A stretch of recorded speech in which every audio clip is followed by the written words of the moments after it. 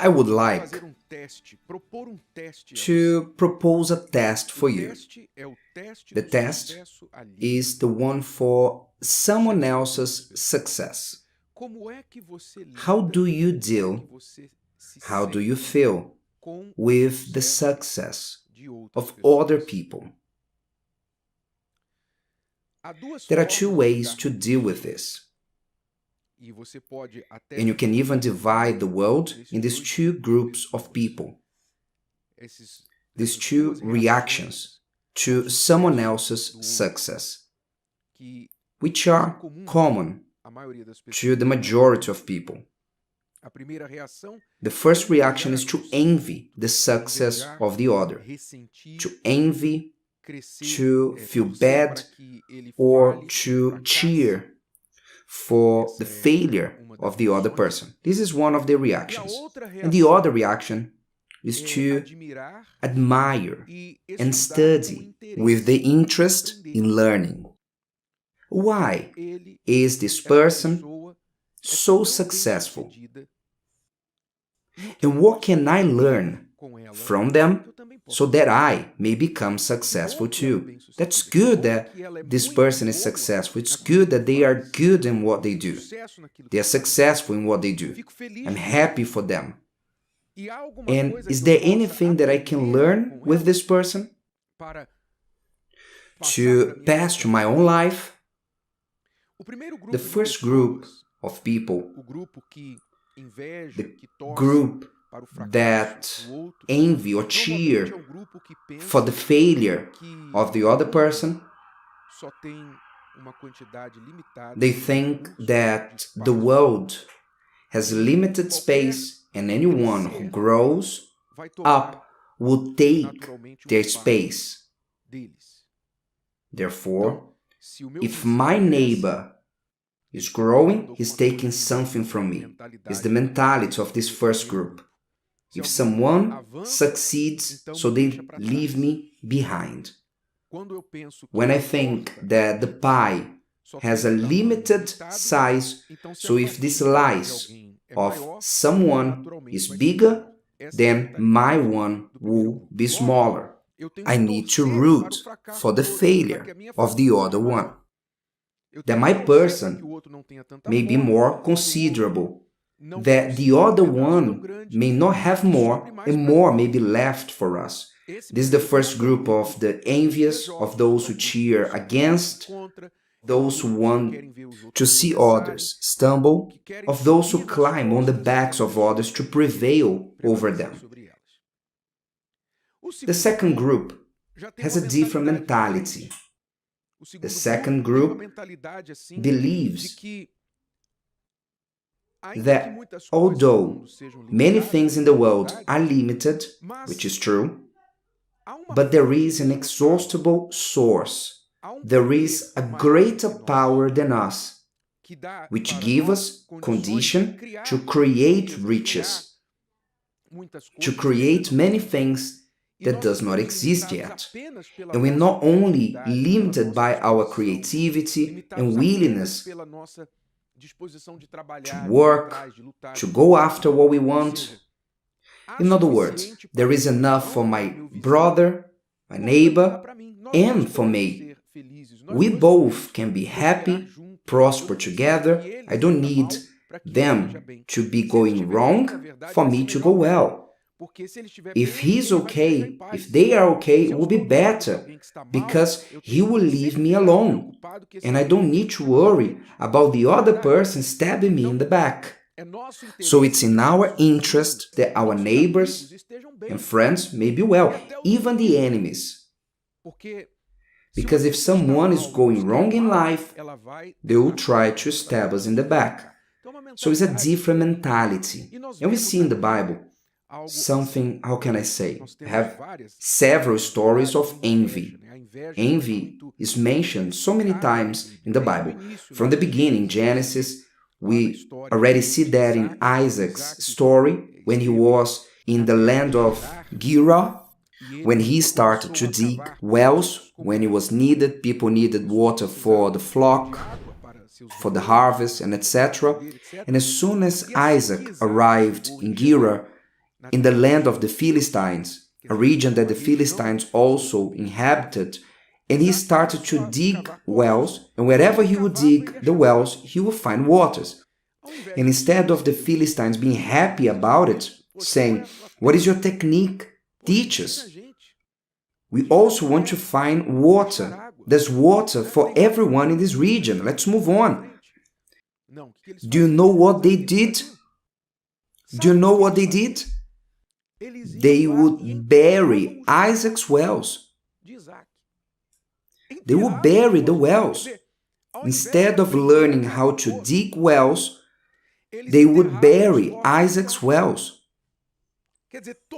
In other words, cheering against them. And their envy made them to become enemies of Isaac because everything Isaac put his hands on prospered. And unfortunately, there are many people like this.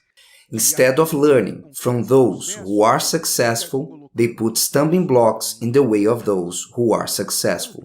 I don't need to tell you that these people are bitter, unhappy, with a small mindset, people who most probably not even believe in God. Because up until now I have not been speaking about belief in God. Because when you add belief in God, you understand that He is the creator of all things, that He is the inexhaustible source, fountain of everything, wisdom, intelligence, sources. He won't allow anything to be missing for those who are His. He promises our daily bread. It won't go missing, even if we are in the desert. So if you have the mentality of envying the success of others, you are attracting to yourself a grudge, a bad spirit, a spirit of misery. Do you know what the spirit of misery is? It's the one that attracts misery. They retain, they keep everything because they think, this I cannot share it. I need to keep it because tomorrow I may lack. They keep a spirit of misery, their hands tight, and the more they retain, the more they keep. The less they have, the more they lose. The less they earn. Because it's a spirit of misery, of scarcity. But when the person is free, they have the divine spirit within them, which is the spirit of creation and abundance. It's the spirit that trusts in the power of the Creator, so this person does not fear tomorrow. They believe that if they lose today, tomorrow they're gonna earn double. No problem if a door shuts today, tomorrow a better door will open. My friend has a better success than I? Great, I'm happy for him. And is there anything I can learn with him? That I can imitate his success, not imitating due to envy or competition, but due to learning, wanting to be better in everything. So if I can learn, I will learn. This mentality is the one that should be in you if you want to be a successful person. Understand this. How do you deal with someone else's success? How do you feel when you receive the news that somebody is developing, growing, advancing in life? How do you deal with that? The sincere answer to this question will reveal to you why you have success or failure. Because if you are in the first group of those who live under envy and cheer for the failure of someone else, it's because you have a spirit of misery and you attract misery to yourself. You always will be upset with those who are successful. You're always going to feel like the victim and think that you cannot be successful because the other people do not allow you. Here is the answer why you live like this. But if you say, thanks God, I don't have this problem, I feel good, I feel happy when I see someone doing good.